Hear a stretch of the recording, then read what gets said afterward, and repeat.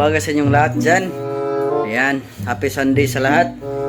So, for today's content mga idol, mamingwit na naman tayo doon.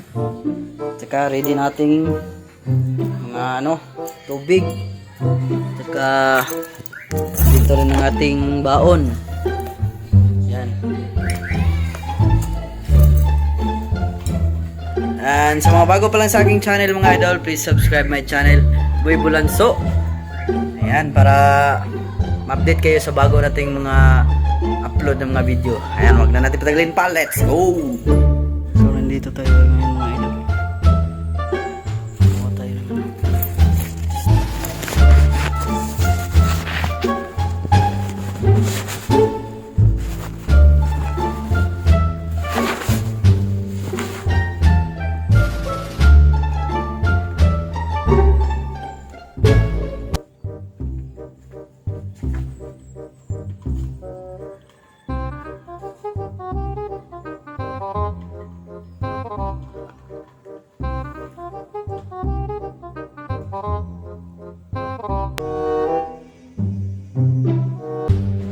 ng idol, binilisan ko ng mga idol para makita yung mga posisyon natin, kung paano yung posisyon sa paghuli ng isda.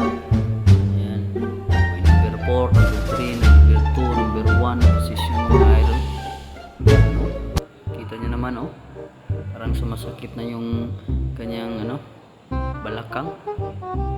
Ayan, ganyan yung posisyon pag naghuhuli tayo ng isda, pag namimingwit tayo ng isda.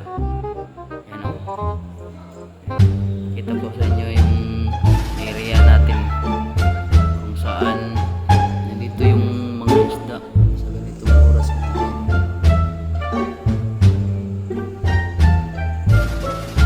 na yung pain natin. That's all na lang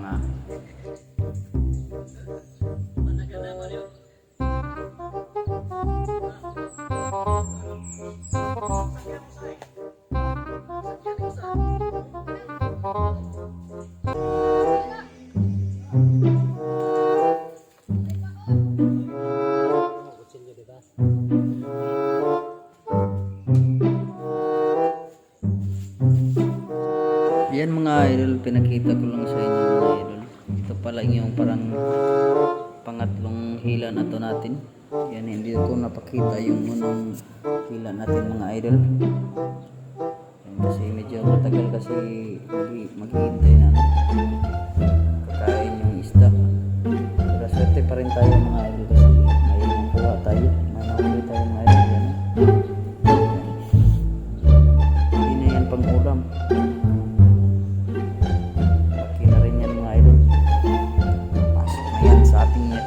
Pasok. Ang pangatlo na yan mga idol. Yung unang hila natin ito napakita. Yan yung pangapat natin. Ito maliit. Maliit mga idol. So, ganyan. Pasok pa rin yan sa ating net bag. Kita mo. Yan. Hindi masyadong mainit ang natin. Ayan, meron pa isa mga idol, yung panglima natin. Ayan, kulay yung niya, yung buntot niya, yung ikog niya. So lang mga idol, mag-ingat lang sa paghawak ng isda kasi yung silip niya napakatulis. Laki na yan, parang yan medyo maliwanag. Kulay yung buntot niya. Nagigigil ka. Laki-laki na yun. Pasok pa nga. Yan, marami na tayong ulam. Sa mga taga Cebu pwede kayo bumisita dito. Pwede din kayo mag-ingit. Basta bawal lang dyan, bawal yung ipasok yung tayong idol sa net at hindi yung ulam natin. Kaya tayo kasi nagugutom ako. Hindi pa naubos yung ulam natin kuha na tilapia. Nagugutom ako. Ano, pawis na pawis oh. Medyo uminit kasi ng saglit. Kailangan. Tuloy pa rin tayo sa ating adventure mga idol.